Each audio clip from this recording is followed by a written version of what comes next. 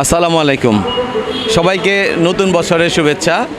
আমরা নতুন বছর নতুনভাবে শুরু করতে যাচ্ছি। আপনারা সবাই জানেন যে আমাদের প্রধান শিক্ষকদের একটা মামলা ছিল। সেই 14 সালে আমাদেরকে যখন দ্বিতীয় শ্রেণী পদমর্যাদা ঘোষণা করা হয়, কিন্তু পরক্ষণেই আমাদের সাথে খুব একটা মানে বিমাতা সুলভ আচরণ করে আমাদের 11তম এবং 12তম গ্রেড দেওয়া হয়। ফলশ্রুতিতে আমরা দীর্ঘদিন আন্দোলনও করি। এক পর্যায়ে যখন সব পদ রুদ্ধ হয়ে যায়, আমরা আদালতের দ্বারস্থ হই 1918 সালে আদালতের দ্বারস্থ হয়ে আমরা 19 সালে হাইকোর্ট আমাদের পক্ষে রায় দেয় যে আমাদের 9/3/14 থেকেই আমাদের দ্বিতীয় শ্রেণী গেজেটেড পদমর্যাদা এবং 10ম গ্রেড বাস্তবায়ন করতে হবে।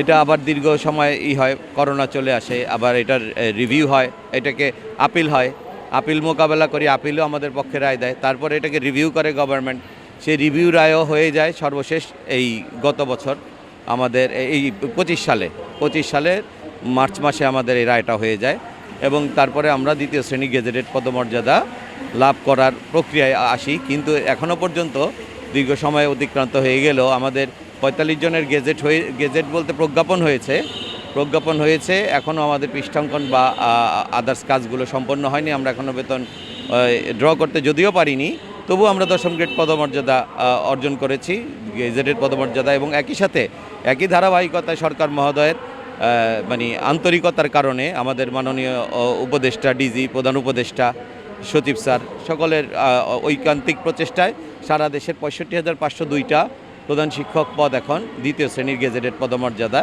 এবং 10ম গ্রেডের উন্নীত হয়েছে।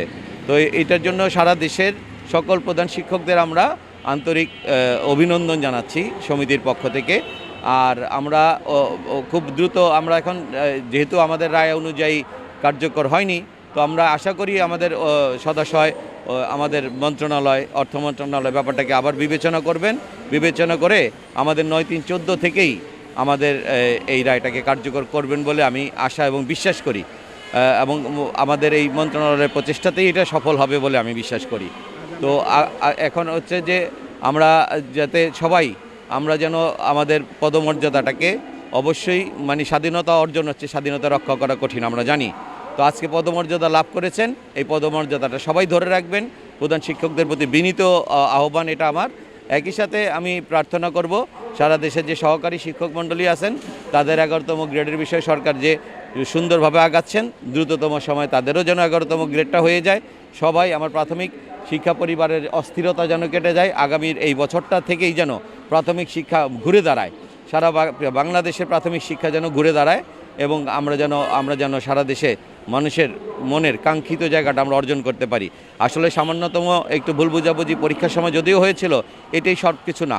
আমাদের পরিবেশ ঠিক হয়ে গেছে, আমাদের সহকারী শিক্ষকরা মনোযোগ দিয়ে পাঠদান থেকে শুরু করে সব কিছু করবেন, আমরা তা আন্তরিকভাবে কাজ করব, মিলেমিশে আমরা একটা সুন্দর পরিবেশ গড়ে তুলব এবং সুন্দর শিক্ষা বান্ধব পরিবেশ তৈরি করে আমরা প্রাথমিক শিক্ষাকে একটা অনন্য উচ্চতায় নিয়ে যেতে চাই 26 সালে। আমি ধন্যবাদ। আমার সেক্রেটারি সাহেব একটু অভিনন্দন জানাবেন।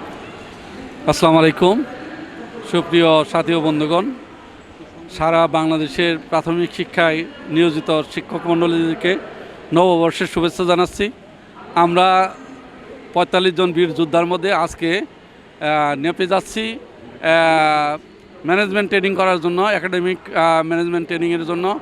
এবং এই 40 জন বীর যোদ্ধাকে জানাই সালাম, কারণ আপনাদের জন্যই 65,502টা পদ গেজেটেড মর্যাদা পেয়েছে। এই জন্য আবারও আপনাদেরকে ধন্যবাদ জানাই। আর এই ন্যাপের ট্রেনিং আয়োজন করার জন্য ন্যাপ কর্তৃপক্ষকে ধন্যবাদ জানাই। পাশাপাশি আমাদের সভাপতি রিয়াজ ভাই, উনি অন্যতম রূপকার এই ট্রেনিংয়ের, এই জন্য রিয়াজ ভাইকেও আমাদের পক্ষ থেকে অনেক কৃতজ্ঞতা এবং ধন্যবাদ, অভিনন্দন জানাচ্ছি। ধন্যবাদ, সবাই ভালো থাকবেন। ধন্যবাদ। আমি এখন স্বরূপ দেখে 30 সেকেন্ড। সবাইকে আবারও ধন্যবাদ। আমরা আশা করি যে আমাদের এই বাস্তবায়ন করার জন্য আমরা সরকার পক্ষকে এবং সচিব মহোদয় ডিজি স্যারকে আমরা সবাইকে ধন্যবাদ জ্ঞাপন করছি।